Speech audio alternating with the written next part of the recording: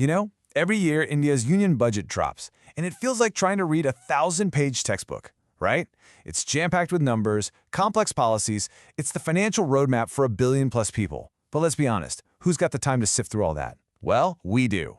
And in this explainer, we're going to slice right through the jargon, break down the 2026-27 budget, and figure out what it actually means for the economy and, for you. Let's dive in.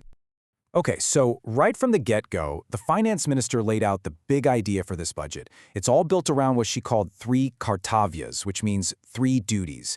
And listen, this isn't just some fancy theme. It's the core strategy, the foundation for every single big decision and all the money being spent that we're about to get into. These 3 duties are what drive the whole plan. So here's the game plan for how we're going to break this all down. First, we'll look at those 3 duties and the big goal they're aiming for.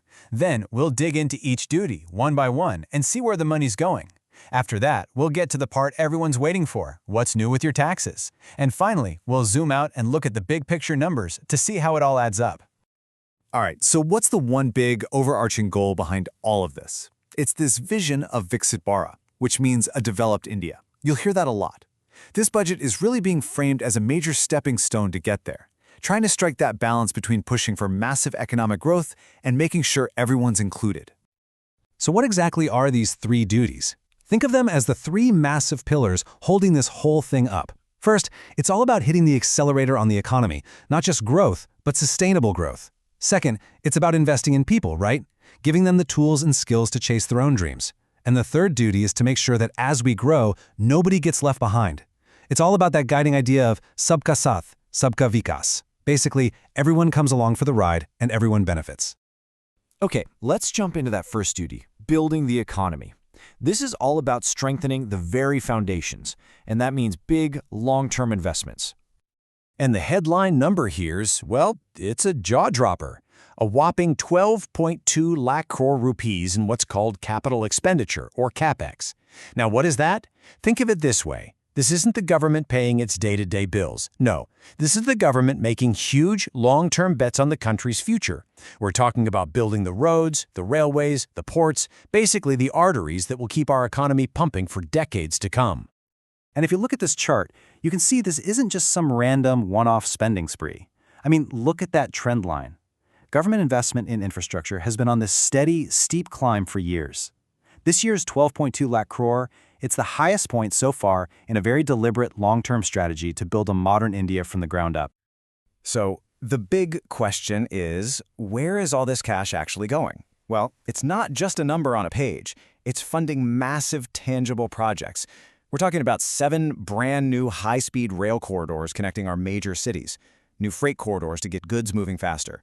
They're even opening up 20 new national waterways for transport and pouring money into developing specific city economic regions. It's a huge undertaking. And it's not just about general infrastructure. The budget also makes some really targeted bets on key sectors. For instance, there's a 10,000 crore rupee push called Biopharma Shakti, which is all about making India a global powerhouse in biologics manufacturing. At the same time, another 10,000 crore fund is being set up just to help small and medium businesses scale up and become the big names of tomorrow. Okay, let's shift gears to the second duty, investing in people. Because, building a strong economy is one thing, but it's the people who actually power it.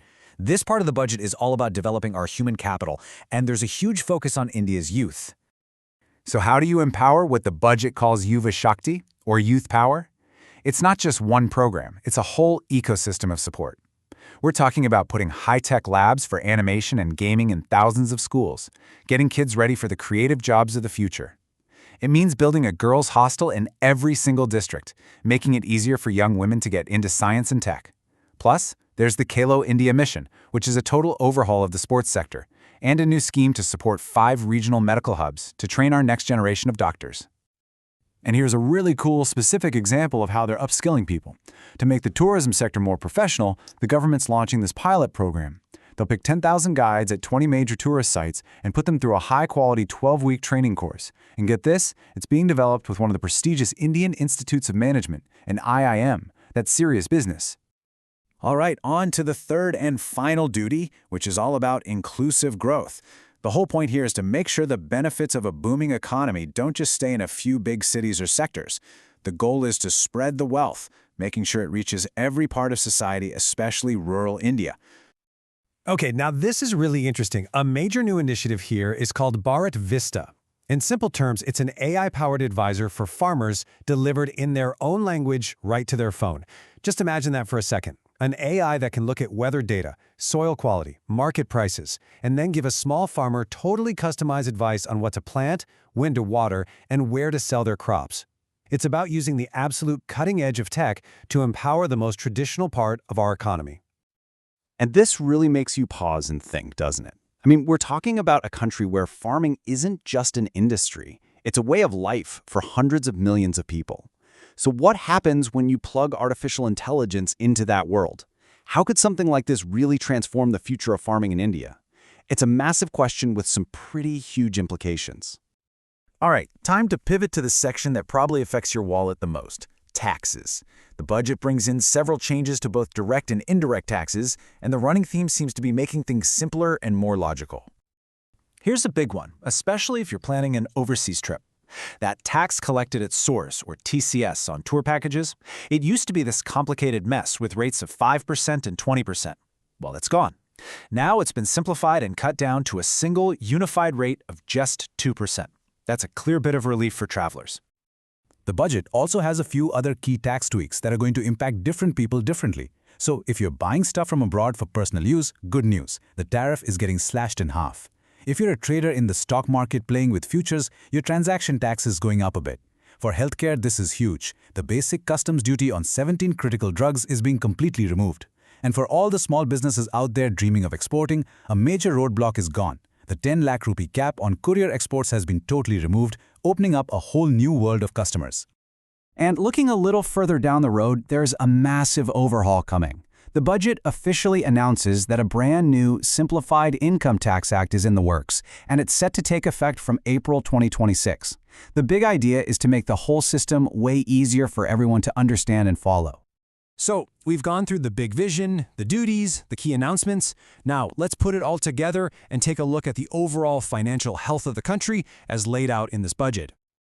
All right, let's zoom out and look at the big picture, the nation's balance sheet. On one side, you've got all the receipts. That's all the money coming into the government from taxes and so on. And on the other side, you have the expenditure, all the money going out to pay for everything we've just been talking about. This is pretty much the government's financial report card, right here in black and white. So what's the bottom line? The government plans to spend around 53.5 lakh crore rupees, and it expects to bring in roughly the same amount. But there's always a gap between what a government earns and what it spends. That's called the fiscal deficit. It's kind of like a household spending a little more than it earns in a year. For the country, that gap is targeted to be 4.3% of our entire economic output, our GDP. So how do they fill that gap? By borrowing money from the market, to the tune of about 11.7 lakh crore rupees. So when you really strip it all down, this budget reveals a very clear, very audacious strategy. It's a two-pronged attack, really. On one hand, you build the physical foundations of a modern economy with these massive infrastructure projects, and at the exact same time, you invest heavily in the skills and potential of the next generation. It's a huge bet on the future of India, and that leaves us with the biggest question of all. Is this the blueprint? With this record spending and clear focus on youth, is this the path that finally transforms India into a developed nation by 2047? It's a bold vision for sure, and only time will tell if this is the plan that gets us there. Thanks for joining me for this breakdown.